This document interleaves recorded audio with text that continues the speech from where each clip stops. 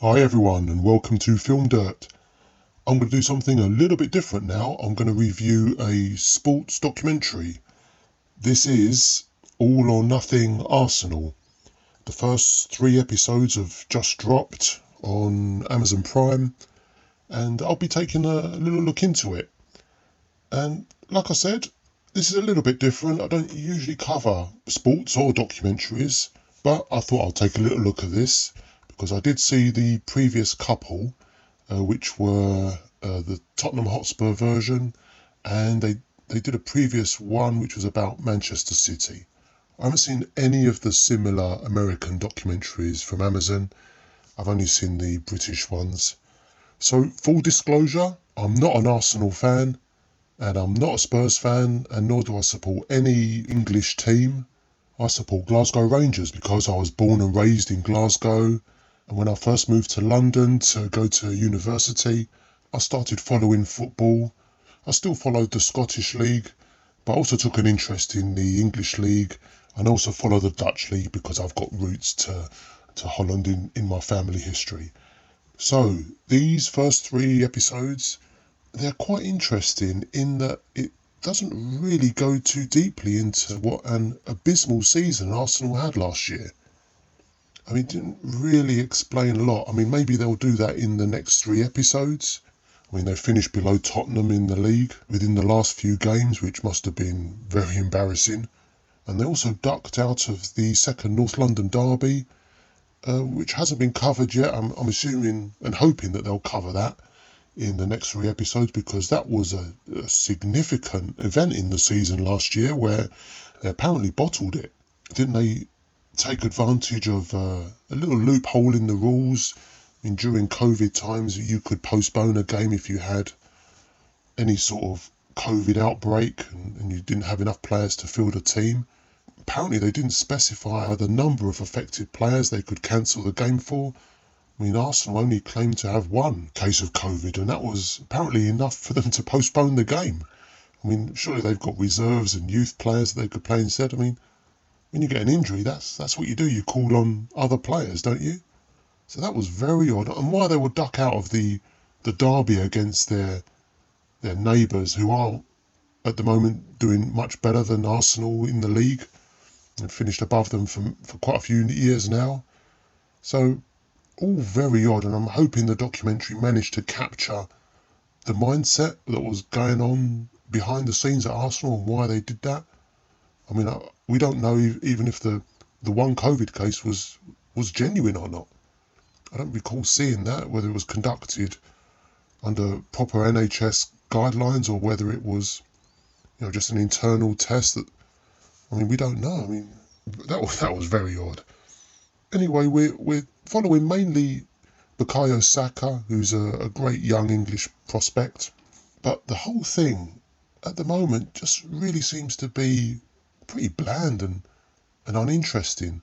I don't know whether that's what Arsenal are now and it's just a lack of characters, but it didn't seem as interesting as the Spurs All or Nothing or even the Manchester City All or Nothing. I mean, this one just seems to plod along and it appears to be just a puff piece. I'm just wondering whether Arsenal were involved in the final cut because this doesn't seem very interesting at all so far. I'm hoping that the next 3 episodes, liven things up a bit and are a little bit more honest and cover a lot more in depth. But you've got individuals like their manager Mikel Arteta, who's quite an interesting man, isn't he? I wouldn't call him David Brent as he's been called by sections of supporters. He talks a lot about emotion. I think that's because maybe this current Arsenal side are definitely lacking in talent. Not only lacking in personality and characters, like I mentioned earlier, but this isn't a very good Arsenal side. And I'm surprised they finished as high as they did. I mean, 5th place doesn't reflect the lack of quality they've got there. So, I guess fair play for finishing that high and almost finishing above Spurs and breaking that run of finishing below them.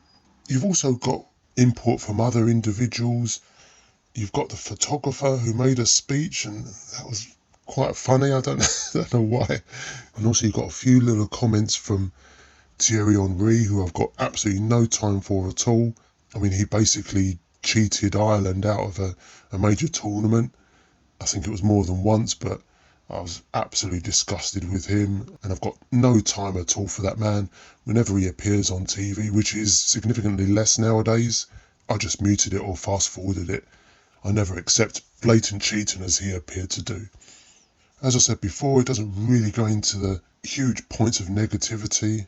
Also, there's no mention of Nicolas Pepe. He cost 72 million and absolutely appalling player from what we've seen. He seems to be completely whitewashed. I think we do see a glimpse of him. You know, it's not really a real deep documentary. We're not seeing enough that justifies the purpose of going behind the scenes. And I'm quite disappointed so far. The narration is okay. I don't know who the narrator is. It seems to be a younger man, and the whole theme is very young. You know, throughout all three episodes, you get the fake rap music intro theme tune, and you know, I love rap music, but this all seems to be a bit too light and fluffy. I'm really hoping the next three episodes really go deep and a lot more honest about what a terrible season it was for Arsenal. Otherwise, at the moment, it's just 1 star for the first 3 episodes. This is not what a documentary should be about. Going behind the scenes means actually looking at what goes on, warts and all. So let's wait for the next 3 episodes, and I'll come back with another review video, and I'll give an overall score. Hopefully things pick up, because at the moment it's not great, and it's definitely not as good as the Spurs and the Man City documentaries were. I think that's probably to do with a lot more characters in their teams at the moment. I mean, Spurs were managed by Mourinho, and it was good to see his methods, even though they were, you know, you could say he was past it by that point, but he just seems to be on it more so than Mikel Arteta. So, thanks a lot for joining me again, and see you again for episodes 4 to 6. Thanks again. Take care.